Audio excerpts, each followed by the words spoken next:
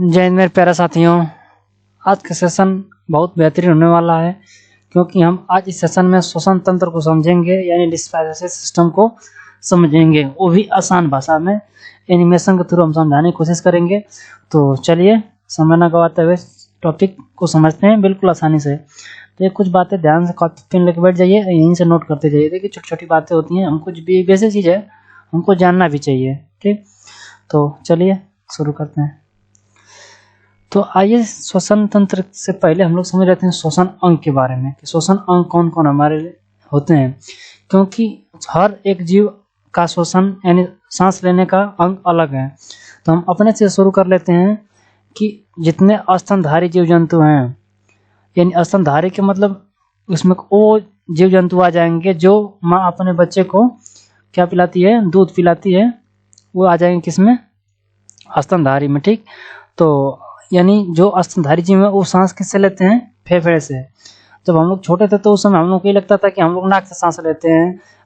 कभी कभी देखते हैं कि नाक बंद करने से मुख से भी सांस ले लेते हैं। तो हम लोग ना नाक से सांस लेते हैं ना मुख से सांस लेते हैं। ठीक, तो हम लोग एक्चुअली सांस किससे लेते हैं, अब फेफड़े से। ठीक, और बात करते हैं कीट पतंग जो होते हैं सांस किससे लेते हैं, श्वास नली से, जिसको ट्रेकिया बोलते हैं। क्या बोलते हैं, ट्रेकिया। तो डायरेक्ट ये सांस नली से लेते हैं। ये हम लोग को में पाया जाएगा लेकिन अंदर होता है, उसको मैं दिखाऊंगा। और जलीय जीव जो होते हैं, यानी जो मछली हो गए जो जल के अंदर रहते हैं, वो किससे सांस लेते हैं, गिल से। और मछलियों में देखे गिल से उसको क्या होते हैं, गलफड़े होते हैं, उसको हिंदी में क्लोम बोलते हैं। गिल्स को क्या बोला जाता है, क्लोम। तो ऑप्शन में क्लोम रहे या गिल्स रहे उसको लगा दीजिएगा। बात आती है मेढक वाली, तो मेढक को हम दो तरह से समझेंगे। मेढक दो तरह से सांस लेता है, एक तो भूमि पर रहेगा, भूमि प्लस जल में। ठीक, और एक बात आती है कि भूमि के अंदर भी रहते हैं। ठीक, भूमिगत लिख दे रहे हैं। तो जल और भूमि के अंदर रहेगा वो किससे सांस लेते हैं, फेफड़े से सांस लेते हैं। ठीक, इसको याद रखिएगा क्योंकि एक्सेप्शन में इसको याद रखना है। और जो भूमिगत होते हैं वो किससे सांस लेते हैं, त्वचा से। ठीक, त्वचा से सांस लेते हैं, तो इस बात को याद रखिएगा। और इसी का बच्चा होता है एक टेडपोल। तो टेडपोल को याद रखिएगा क्योंकि मछली की तरह दिखता है, छोटा रहता है, पानी में रहता भी है। तो मछली से याद रखिएगा कि मछली सांस किससे लेती थी, गिल्स से। तो इसको भी, इसके टेडपोल के भी साथ याद रखिएगा। देखें मेढक से 3 क्वेश्चन बन रहा है, एक तो मेढक वाला, दो तो यह जब भूमि पर है और जल पर है तो सांस किससे लेगा, फेफड़े से। और भूमि के अंदर रहेगा तो किससे सांस लेगा, त्वचा से। और टेडपोल है तो गिल से सांस लेगा, क्योंकि ऐसे याद रखिएगा कि जो मछली की तरह दिखता है तो इसे याद करते हैं। इतनी बात याद रखिए। इसके साथ और से याद करिएगा कि पूछा कि श्वसन के दौरान यानी श्वसन तंत्र में कौन सी क्रिया होती है ऑक्सीजन के साथ। तो जहाँ ऑक्सीजन रहेगा वहीं ऑक्सीजन की क्रिया होती है। और बता रहे हैं सो ऊर्जा और उष्मा का नियंत्रण भी किस पे डिपेंड होता है, हमारे ऑक्सीजन यानी जो सांस लेते हैं उस पर डिपेंड करता है। कभी कभी आप देखे होंगे जब लोग मर जाते हैं तो सांस रुक जाती है। सांस रुकने से हमारे शरीर क्या हो जाता है, ठंडी पड़ने लगती है। तो वहाँ से हमारे शरीर का टेम्परेचर भी डिपेंड करता है ऑक्सीजन के ऊपर। हालांकि ब्लड से भी डिपेंड करता है, लेकिन हमारे सांस लेने से भी हमारे शरीर का टेम्परेचर बना रहता है। तो इस बात का याद रखिएगा। और कैटाबोलिक क्रिया भी हमारे अंदर होती है फेफड़े के समय। ये होता क्या है कि हमारे एक साथ हम लोग कई सारी गैसें अंदर लेते हैं। ठीक है, तो उसको छोटे छोटे भागों में बांट देता है, उसको कहते हैं अपचायी क्रिया या कैटाबोलिक। ठीक, इस चीज़ को थोड़ा सा याद रखिएगा। ठीक, चलिए आगे कुछ समझते हैं। तो आगे समझ लेते हैं हम ब्रीथिंग को। हम लोग ब्रीथिंग जिसको श्वास कहते हैं, हिंदी में इसको श्वास बोलते हैं। तो आप हिंदी में याद रखेंगे ब्रीथिंग मतलब सांस लेना। ठीक, तो सांस लेना आप कहेंगे किसको, पहले उसको समझ लिया। हम लोग जब तक एक सांस अंदर खींचते हैं और छोड़ते हैं तब जाके हमको एक सांस कहलाता है। ठीक, यानी एक सांस हम कब कहेंगे, पूरा जब सांस को अंदर लेंगे और छोड़ेंगे तब जाके हमारी एक ब्रीथिंग कंप्लीट होगी। ठीक, तो हम लोग सांस लेते समय दो क्रिया करते हैं, एक अंदर लेते हैं और बाहर छोड़ते हैं। तो इस चीज़ को थोड़ा सा हम लोग समझेंगे कि छोड़ते समय कितनी गैसें लेते हैं, छोड़ते समय हम कितनी छोड़ते हैं। देखिए जब जिस समय अंदर लेने की प्रक्रिया है ना, उसको बोलते हैं निश्वसन यानी इंस्पायरेशन। इसको थोड़ा सा हिंदी में देखिए बहुत कम अंतर है। तो पूछता है कि फेफड़े के अंदर यानी अंदर लेने की प्रक्रिया को क्या बोला जाता है, निश्वसन बोला जाता है। इस बात का याद रखिएगा, निश्वसन। और इंग्लिश में इंस्पायरेशन, इन से अंदर तो ठीक, लेकिन देखिए हिंदी वाले में निश्वसन, बस दो बिंदी का अंतर है, निश्वसन। एक्सपायरेशन एग्जिट से याद कर रखिएगा, एक्सपायरेशन। तो दोनों ऑप्शन में जो देखेंगे हिंदी या इंग्लिश आप आसानी से लगा सकते हैं। तो या तो ये पूछे आपसे प्रश्न कि हवा को यानी कार्बन डाइऑक्साइड को छोड़ते समय कौन सी क्रिया की जाती है, तो निःश्वसन की क्रिया की जाती है। ठीक, ऐसी बात को याद रखिएगा। अब बात कर लेते हैं कि अंदर लेते समय हम सांस में 3 ठो गैसें लेते हैं, नाइट्रोजन, ऑक्सीजन और कार्बन डाइऑक्साइड। इसकी मात्रा याद कर लेते हैं कि नाइट्रोजन कितना लेते हैं 78% लेते समय अंदर की तरफ, ऑक्सीजन कितना लेते हैं 21% और कार्बन डाइऑक्साइड 0.03%। तो इसको याद करने की जरूरत नहीं है, क्यों कि हम ऑक्सीजन जितने गैसें हम उतनी मात्रा में लेते हैं जितना हमारे वायुमंडल में पाई जाती है। तो लेते समय तो याद करने की जरूरत नहीं है, क्योंकि वायुमंडल में हमारे नाइट्रोजन 78% पाई जाती है और ऑक्सीजन भी कितनी परसेंट पाई जाती है 21% और कार्बन डाइऑक्साइड 0.03% पाई जाती है। तो जितना पाया जाता है उतना हम लोग अंदर लेते हैं। अब बात याद करने वाली आती है कि हम छोड़ते समय बाहर जब छोड़ते हैं तो नाइट्रोजन पूरा का पूरा छोड़ देते हैं, ठीक, और ऑक्सीजन यहाँ पे गलती लिखा गया है 17% हम लोग छोड़ते हैं। तो कहीं ना कहीं 4% हमारी ऑक्सीजन कहाँ रह जा रही है, हमारे अंदर रह जा रही है। ठीक, तो यहाँ से सवाल बन सकता है कि हम बाहर छोड़ते समय ऑक्सीजन कितना परसेंट छोड़ते हैं, तो 17% छोड़ते हैं। ठीक, और कार्बन डाइऑक्साइड देख लीजिए कि लिए थे कितना, 1 के बराबर भी नहीं लिए थे 0.0%, लेकिन छोड़ रहे हैं कितना हम लोग 4%। वायुमंडल जाते तो हम छोड़ रहे हैं, लेकिन इसमें होता क्या, लिए थे 0.3%, लेकिन इसमें शरीर के कुछ अवशिष्ट पदार्थ भी क्या करते हैं, कार्बन डाइऑक्साइड गैसें के साथ निकल जाते हैं। तो छोड़ते समय कितना याद रखेंगे 4%। तो यहाँ से क्वेश्चन पूछ सकता है 2 तो, ठीक, इसको याद रखिएगा दोनों बातों को। तो ब्रीथिंग भी आपको समझ में आ गया होगा कि ब्रीथिंग किसको बोलेंगे, जब एक सांस लेके एक सांस जब छोड़ लेते हैं तब हमारा कंप्लीट होता है एक ब्रीथिंग। ठीक, चलिए आगे चलते हैं। आगे समझ लेते हैं श्वसन मार्ग के बारे में, क्योंकि श्वसन मार्ग नहीं समझेंगे तब तक किस रास्ते से श्वसन यानी वायु जाता है, तो वायु जिस मार्ग का अनुसरण करता है उसे क्या कहते हैं, श्वसन मार्ग कहते हैं। तो छोटी सी बात है, तो चलिए देखते हैं कि श्वसन मार्ग का रास्ता क्या क्या है। तो सबसे पहले हम समझेंगे कि नासा छिद्र, जो हमारे नाक में 2 छेद हैं उसी की बात कर रहा है, नासा छिद्र। तो आप नासा छिद्र में 2 छेद देखे होंगे, उसमें छोटे छोटे क्या होते हैं, बाल होते हैं। क्या इस बाल का होना जरूरी है हमारे नाक में, एकदम बिल्कुल जरूरी है, क्योंकि यही काम क्या करता है, पहला काम नाक में जो छोटे छोटे कण जाने से क्या कर देता है, बचा लेता है। क्योंकि देखें कुछ के दिन बाद ना आप हाथ में नाक में डालेंगे, छोटे छोटे कण हाथ पे आपको लग जाएंगे। तो पहला काम करता है, हमको छोटे छोटे कण को अंदर जाने से रोकता है। अब बात कर लेते हैं नासा कपाट की। तो नासा कपाट आप देखे होंगे, फिगर पे समझने की कोशिश करिए। नासा कपाट आपको दिख रहा होगा यहाँ पर, ये दिख रहा है ना नाक के, ये वाला जो जहाँ पर गड्ढा होता है ये क्या है, नासा कपाट होता है। यहाँ पर आप देखे होंगे तो आप जिसमें आप आगाज के अंदर नाक के अंदर उंगली डालते हैं पतली, तो वहाँ पे एक चिपचिपा पदार्थ होता है। तो जो कण यहाँ से नासा छिद्र से बच जाते हैं छोटे छोटे, वो कहाँ चिपक जाते हैं, नासा छिद्र पे। तो नासा छिद्र पे कुछ दिन के बाद देखे होंगे हम अपने नाक में से कचरा निकालते हैं, जिसको नकटी बोलते हैं। क्या बोलते हैं भोजपुरी भाषा में, नकटी। तो उसी को खखोर के निकाल देते हैं। तो वही जो गर्दा जाके बैठा रहता है, उसी चीज को हम लोग क्या करते हैं, बाद में सूख जाता है तो निकाल देते हैं। ठीक, तो 2 चीज समझ गए, 2 मार्ग, नासा छिद्र को और नासा कपाट को। अब फायरिंग्स को समझ लेते हैं। ग्रसनी, तो ग्रसनी देखिए जो ये वाली नली है ना यहाँ पर, इसको बोलते हैं। ये ग्रसनी एक ऐसा स्थान है कि जहाँ पर भोजन और हवा एक ही जगह मिलता है, जिसको हिंदी में होल्लक बोलते हैं हम लोग। जैसे ये मुंह बाग हम देखते हैं छेद दिखता है ना मुंह के अंदर, वही क्या कहलाता है, इसको हिंदी में होल्लक बोलते हैं, यानी ग्रसनी। यहीं पे खाना और हवा दोनों एक ही साथ मिलता है। ठीक, या तो क्यों चैन ऐसा पूछ सकता है कि सबसे पहले श्वसन के दौरान भोजन और हवा कहाँ मिलता है, तो इस फायरिंग्स में मिलता है। ठीक, इसको याद रखिएगा। बात करते हैं लैरिंग्स की और स्वतंत्र, इसको हिंदी में बोलते हैं स्वर तंत्र। स्वर तंत्र जिसको कंठ लिखा है यहाँ पे ना, यहाँ पर पाया जाता है। ठीक, यहाँ से यानी ग्रसनी से कहाँ जाएगा, स्वर तंत्र में। तो ये रास्ता भी याद रखिएगा, नासा छिद्र, नासा कपाट, ग्रसनी, ग्रसनी से कहाँ, स्वर तंत्र। ठीक, और अब बात कर लेते हैं श्वास नली, जिसको ट्रेकिया के बारे में बताया था। ट्रेकिया मैंने बताया था कि जो कीट होते हैं वो डायरेक्ट कहाँ सांस लेते हैं, उनका काम सांस लेने का यहीं से प्रारंभ हो जाता है। ठीक, तो ट्रेकिया ये वाली होती है, आप जिसमें ये सी आप आकार का दिख रहा है ना, ये क्या है, ट्रेकिया है, यानी श्वास नली है, ऐसे करके। अब देखिए यही ट्रेकिया जब सिंगल रहती है यानी नली, तो उसको ट्रेकिया बोलते हैं।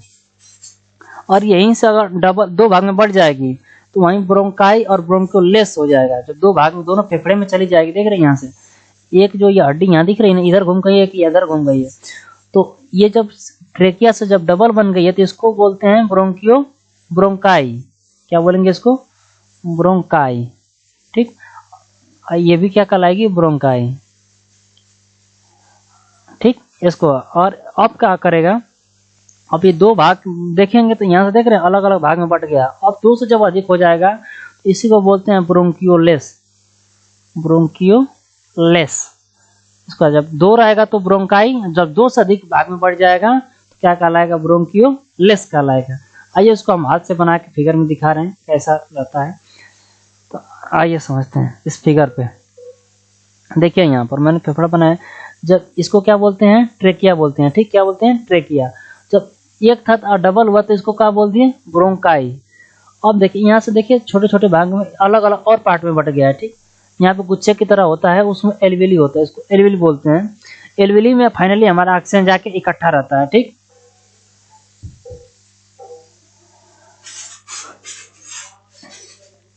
अब देखिए, अब यहाँ से जब मैंने बताया है कि ट्रेकिया ये सिंगल है तो ट्रेकिया, डबल रहेगा तो ब्रोंकाई। जब डबल से अधिक हो जाएगा, ऐसे छोटे छोटे भाग में बढ़ जाएगा, इसको क्या बोलेंगे, ब्रोंकियोलेस कहेंगे।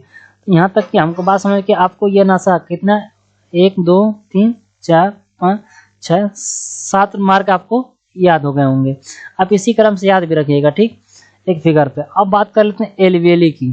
तो एल्वेली को थोड़ा अलग से हम लोग समझ लेते हैं कि देखिए एल्वेली में ही हमारा मेन ऑक्सीजन जाके ये छाते की तरह रहता है, इसी में आके फंस जाता है।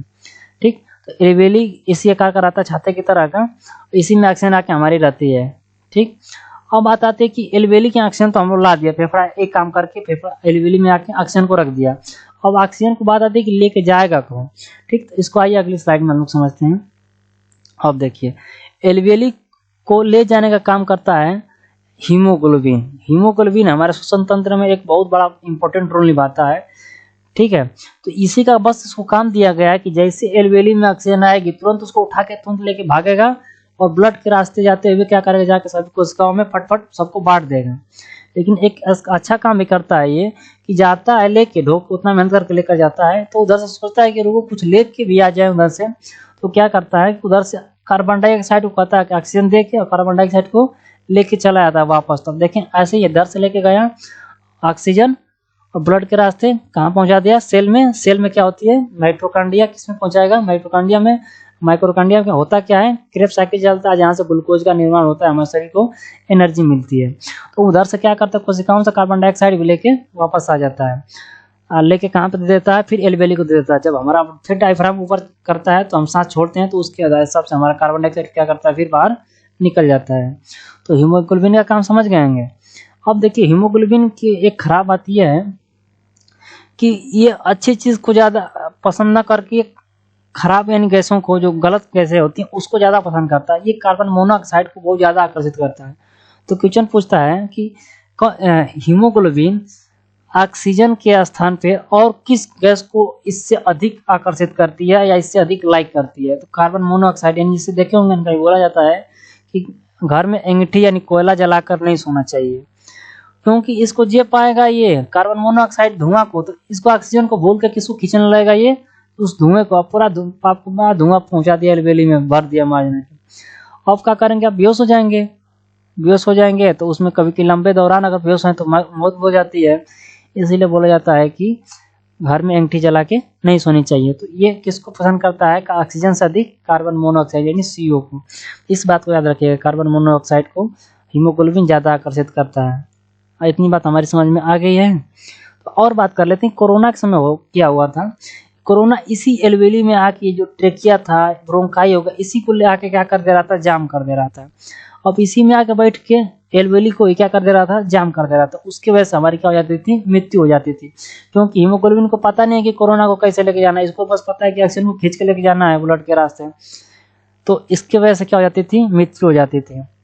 अब हमारे अंदर श्वसन 2 तरह से होता है, एक बाह्य श्वसन, एक आंतरिक श्वसन। देखिए जब एल्वेली में ऑक्सीजन आके इकट्ठा हो जा रहा है तो इसको बोलते हैं बाह्य श्वसन। अब ऑक्सीजन को हम लोग कहाँ लेके जा रहे हैं, ब्लड के रास्ते। हीमोग्लोबिन कहाँ ले जा रहा है, कोशिकाओं को बांट रहा है। कोशिकाओं में किस में जा रहा है, किस कोशिका में जा रहा है, माइटोकॉन्ड्रिया में। और माइटोकॉन्ड्रिया में क्या हो रहा है, क्रेब्स साइकिल चल के उसमें ग्लूकोज का निर्माण हो रहा है। तो असली वहाँ हमारा एक श्वसन होता है, उसको बोलते हैं आंतरिक श्वसन, जो कि कोशिकाओं के अंदर हो रहा है, माइटोकॉन्ड्रिया में। ठीक, और जो फेफड़े में ऑक्सीजन इकट्ठा हो रहा है एल्वेली में, उसको बोलते हैं बाह्य श्वसन। तो ये दोनों चीज याद रहेगी आपको।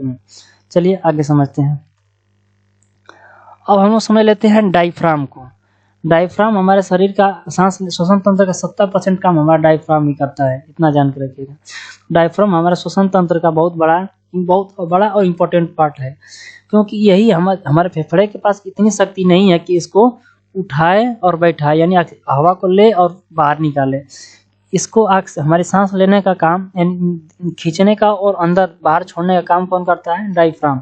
देखिए हम ऐसा फेफड़ा है ना, ये डायफ्राम ऊपर जा रहा है, इसमें हम सांस छोड़ रहे हैं, नीचे आ रहा है तो हम लोग सांस ले रहे हैं। किसका होता है? डायफ्राम का काम होता है। अगर हमारा डायफ्राम टूट जाए तो क्या होगा? जाहिर सी बात है कि हम मर जाएंगे।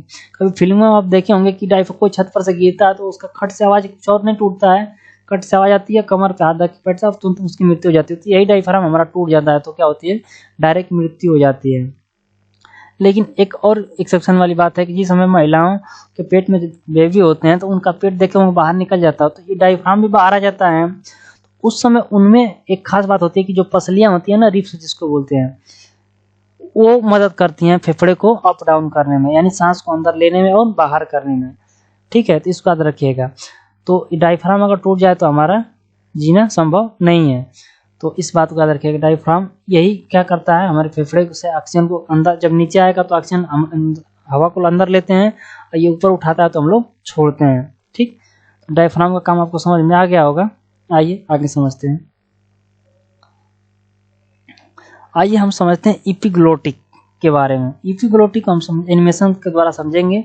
इपिग्लोटिक, आइए दो बातें यहाँ को डाउट के लिए कहते हैं लोग कि हिचकी क्यों आती है? हिचकी, लोग कहते हैं कि हिचकी की कोई याद करता आता है। हम बताएं कि हिचकी और एक खाना सरक जाता है, खाते वक्त खाना सरकना। आइए इस चीज को, वो काम किस पे डिपेंड करता है? इपिग्लोटिक पे। अगर हमको हिचकी आ रही है तो इपिग्लोटिक की वजह से आती है। देखिए मैंने एक चित्र यहाँ पे सिंपल बना लिया है कि जैसे मैंने बताया ट्रेकिया में हवा और खाना एक ही रास्ते से आता है, पता है, ट्रिंग यहाँ तक, और यहाँ से दो पाइपें गई हैं, एयर की और एक फूड की। एक समझिए यहाँ पे परदार को बैठा दिया गया है, उसको काम दे दिया गया है कि अगर खाना आएगा तो खाना का रास्ता खोल देना, अगर हवा आएगा तो हवा का रास्ता खोल देना। इसी को बोलते हैं इपिग्लोटिक। इसी परदार का नाम है इपिग्लोटिक। इपिग्लोटिक को नियंत्रण कौन करता है? हमारा ब्रेन करता है। यही इसको आदेश देता है कि अगर हवा को देखो, हवा आ रहा है तो हवा वाला खोलो, यही बताता है इपिग्लोटिक को। ब्रेन किसको बताता है? इपिग्लोटिक को, कि देखो हवा आ रहा है तो हवा वाली पाइप खोलो, और भोजन आ रहा है तो आहार नाल में जाने दो, इसको फूड पाइप में। तो अब दिक्कत क्या होती है, कभी हम लोग खाते खाते बात करने लगते हैं। ठीक, तो हमारा ध्यान खाते खाते बात करने में हमारा ध्यान कहीं और चला जाता है। अब ये इपिग्लोटिक पूछता है ब्रेन से, कह रहे क्या आ रहा है, इसको क्या पता है कि हवा आ रहा है कि भोजन आ रहा है? तो वही कभी कभी पता है कि आना है भोजन को, आए रास्ता खोल दिया किसका? एयर वाला। अब बताइए खाना एयर में जाता है तो फेफड़ा का तुरंत काम होता है कि जैसे ही हवा के अलावा कुछ और आएगा तो उसको निकालने की कोशिश करता है, वो झटका मारता है। तो वही हम लोग को थोड़ी देर बाद हमको हिचकी जैसा जनाता है, 2-2 मिनट 1-1 मिनट के बाद आती है। जब तक एक भी अगर चावल का कण है तो आपको फेफड़ा जम करेगा, उसको निकालने की कोशिश करेगा। इसलिए हम लोग क्या पी लेते हैं? पानी पी लेते हैं। पानी पीने जैसे ऊपर आता है, हचका मारते हैं, फेफड़ा मारता है तो क्या करता है? निकल जाता है, निकल के फिर फूड पाइप के रास्ते चला जाता है। आइए इसी चीज को मैं एनिमेशन के थ्रू आपको चला के दिखा रहा हूँ। ठीक, कैसे इपिग्लोटिक काम करता है। ठीक,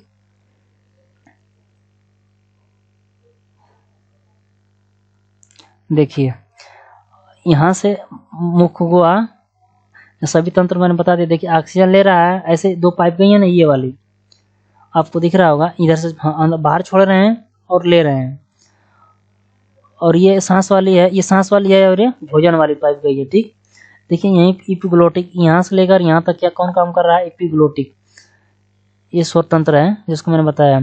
यहाँ पे देखिए अब भोजन आ रहा है ना, तो देखिए खुल गया रास्ता और इधर चला गया, ये वाली को बंद कर दिया, यानी हवा वाली पाइप को क्या कर दिया? ये बंद कर दिया है। जैसे ही हवा रुक, इधर से भी हवा देखिए रुक गया है। ठीक, और भोजन वाला यहाँ पे है, और भोजन क्या करेगा? अपने भोजन वाली नली में आके चला जाएगा। ठीक, फिर देखिए हवा रुका, अब हवा चला गया, भोजन निकल गया। तो इसी तरह हमारा एपिग्लोटिक काम करता है। जैसे भोजन आएगा तो भोजन वाला रास्ता खोल देगा। तो इस बात को आप अच्छे से आप देख के एनिमेशन के थ्रू समझ। जैसे यहाँ पर भोजन है तो ये देखें, इसका वाला रास्ता क्या कर दिया? ऑक्सीजन देख रहे हैं, इधर बंद हो गया है।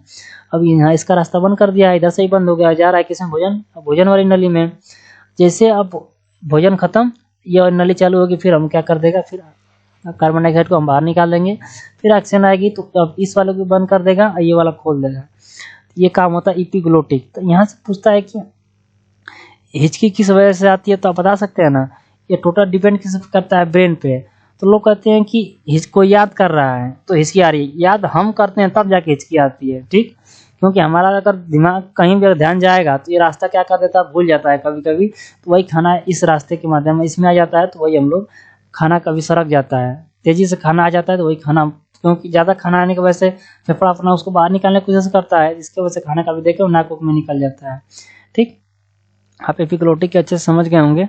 चलिए आगे समझते हैं। अब बात कर लेते हैं टाइडल वॉल्यूम और टोटल लंग्स कैपेसिटी के बारे में। यानी तो टाइडल वॉल्यूम का मतलब ये हुआ कि एक बार में हम लोग कितना सांस ले सकते हैं। तो टाइडल वॉल्यूम में हम लोगों की क्षमता कितनी होती है, एक बार सांस लेने की 500 ml लगभग हम लोग सांस सिंबल ले सकते हैं, ठीक, एक बार में। तो इसको याद रखिएगा, क्वेश्चन पूछ सकते हैं टाइडल वॉल्यूम की वॉल्यूम कितना होता है, 500 ml लगभग आधा लीटर हम कह सकते हैं, ठीक। तो टोटल लंग्स कैपेसिटी कितनी होती है, देखते हैं लोग सीना फुला के सांस लेते हैं तो लगभग हम कितना ऑक्सीजन मतलब हवा को खींच सकते हैं अपने फेफड़े के अंदर फुला के, लगभग 6,000 ml हम लोग खींच सकते हैं अपने अंदर सीना फुला के, लगभग 6 लीटर के आसपास, इसको हाफ लीटर कह सकते हैं। इन दोनों बातों को याद रखिएगा, टाइडल वॉल्यूम को और टोटल लंग्स कैपेसिटी को। अब बात कर लेते हैं कि ऑक्सीजन सिलेंडर के बारे में। देखते हैं कई पर्वत पे हम चढ़ते हैं तो पर्वत पे, क्योंकि ऑक्सीजन अगर प्योर हम लेके जाएंगे तो ऑक्सीजन भारी होती है तो हम लोग सांस डायरेक्ट नहीं ले पाते हैं। तो पर्वत पे जब पर्वतारोही चढ़ता है तो ऑक्सीजन के साथ क्या मिला देता है, नाइट्रोजन मिला देता है, ठीक। वही समुद्र में गोताखोर जब गहराई समुद्र में चलता है तो क्या करता है, ऑक्सीजन के साथ नाइट्रोजन लेके जाता है। और ये वाला बात इसको याद रखिएगा, जब गहरे समुद्र में जाता है लगभग 300 फीट के अंदर जाता है तो ऑक्सीजन के साथ क्या लेके जाता है, वो हीलियम गैस मिला लेता है, ठीक। अब बात कर लेते हैं थोड़ी सी, एक बात रखिए, आईसीयू में लोग सुने हो कि मरीज भर्ती होते हैं। आईसीयू में 2 कंडीशन होती है, एक तो लोग जो वेंटिलेटर पे होते हैं सॉरी जो वेंटिलेटर पे होते हैं, कुछ लोग का जो फेफड़ा होता है वो काम करता है, यानी सांस को अपने से खींच सकता है, तो उनमें सीधा सांस वाली जो